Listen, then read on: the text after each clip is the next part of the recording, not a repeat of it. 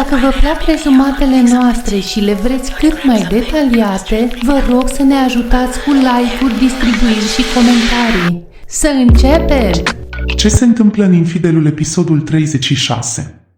Iată două dintre cele mai importante evenimente care marchează episodul. 1. Volcan, cuprins de furia geloziei, se ia la bătaie cu Aras în fața spitalului și cearta lor se răspândește până la urechile vecinilor din Tekirdağ. 2. Asia apare la petrecerea lui Bahar, însoțită de pacientul ei și Volcan încearcă să-și instige fiul împotriva lui Aras, iar Haluk se apropie de Gonul. Infidelul episodul 36 rezumat. Volcan, când i-a surprins pe Asia și Aras sărutându-se, suferă un șoc puternic și îndurerat până la lacrimi. Nu se poate opri din plâns din cauza geloziei. El se duce pe plajă și începe să bea, însă acest lucru nu îl ajută deloc. După ce a fost sărutată de Aras, doctorița pleacă de acolo foarte confuză. Deși îi place să-și petreacă timpul alături de el, necunoscutele legate de trecutul lui Aras o sperie. Posibilitatea bărbatului de a avea o soție și copii în viața lui, de care nu își amintește, o face să se îndepărteze de el. În timp ce arhitectul își varsă amarul în băutură și este sigur că Derin este motivul pentru care nu se poate împăca cu Asia, pe de altă parte soția sa este foarte îngrijorată pentru că el nu a ajuns acasă. Când Volcan nu vine acasă, Derin îl sună pe Selçuk, care îl găsește pe Volcan pe plajă și spre dimineață îl duce acasă. Derin înțelege problema pentru că Volcan, plângând, spune constant Aras a sărutat-o pe Asia, iar această veste o bucură și renunță să o mai caute pe Leila. Derin continuă să meargă la kinetoterapie și faptul că Asia și Aras sunt împreună o bucură enorm, deoarece acest lucru îi oferă siguranța că Volcan va rămâne cu ea. A doua zi, Volcan îi spune lui Aras să stea departe de doctoriță și intenționat îl provoacă la bătaie și lupta lor are loc în fața spitalului. După care se duce la Asia să îngrijească rănile, însă nu-i spune că pacientul ei l-a bătut, deoarece știe că acest lucru va ajunge la urechile ei.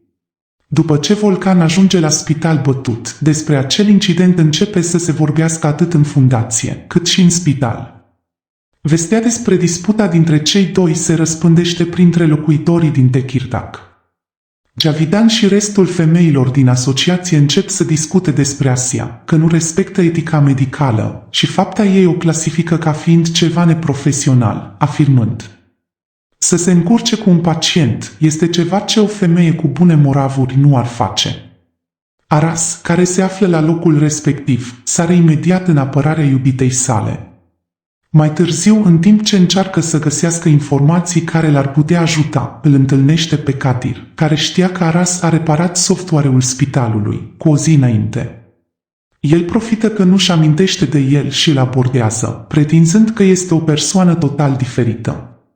Aras se bucură că îi oferă un loc de muncă și un avans. Temerile Asiei cu privire la Aras. Aras o vizitează pe Asia și își cere scuze pentru scandalul cu Volcan și îi mărturisește tot ceea ce simte pentru ea.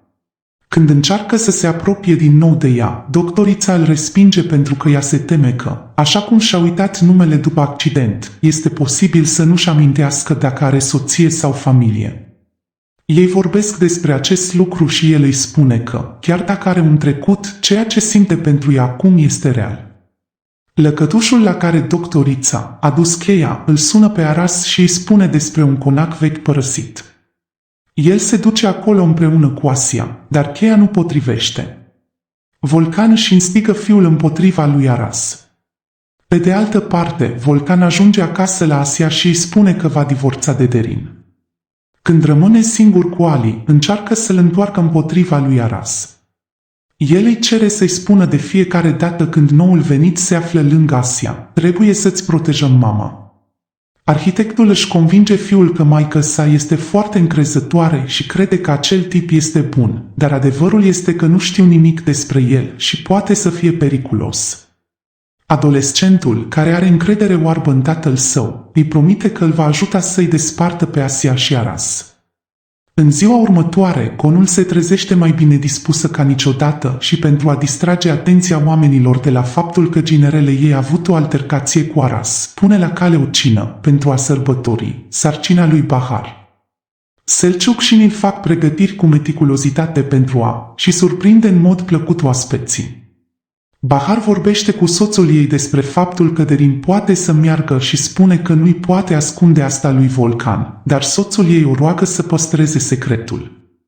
Roșcata se duce la Asia și după ce îi divulgă secretul, îi cere părerea cu privire la ce să facă. Deși Asia nu mai este surprinsă de ceea ce a făcut Derin, ea nu vrea să fie implicată și lasă decizia în seama lui Bahar.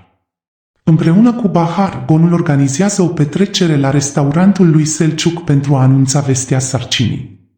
Deci Roșcata nu este de acord, acceptă de dragul soțului ei și pentru un moment decide să tacă în legătură cu faptul că Derin poate merge. Melih îi mulțumește soției sale pentru gest. Asia este din nou impresionată când aude de la Javidan că Aras a protejat-o la fundație. Atât Deria cât și Bahar o sfătuiesc să aibă încredere în sentimentele ei. În cele din urmă, decide să-i dea o șansă lui Aras. Asia îl sărută pe Aras și decide să-și asume totul. În mijlocul obscurității, Asia începe o nouă relație. Ea a reflectat asupra sentimentelor ei pentru Aras și se duce la el acasă. Lăsând deoparte toate temerile ei, ea îl sărută ca răspuns la cererea lui de a risca totul în numele iubirii. El îi promite că îi va spune tot ceea ce își amintește și că nu o va minți niciodată. Mai târziu, doctorița îi cere să o însoțească la petrecerea pe care Bahar a organizat-o. Haluk încearcă să se împace cu soția. Haluk apare la petrecere și când se apropie de masa la care stă Gonul, o surprinde cu un buchet de flori. Afaceristul îl laudă pe Selçuk pentru restaurant și îi spune fiului său că este mândru de el nevin. Când află că nepoata ei este cu Selçuk, nu este mulțumită deloc de acest lucru. Aras și Asia mai aproape ca niciodată, în timp ce Volcan este fierbe de gelozie. Cuplul merge la petrecerea pe care Bahar a organizat-o, surprinzându-i pe participanți când îi văd ținându-se de mână. Surpriza invitaților la eveniment este valorificată atunci când îi văd pe Asia și Aras intrând. Arhitectul este cel mai afectat și, cu mare dificultate, reușește să țină sub control gelozia care începe să-l invadeze. Doctorița se uită sfidător la participanți, așteptând prima reacție de la cineva când anunță public că are un nou partener.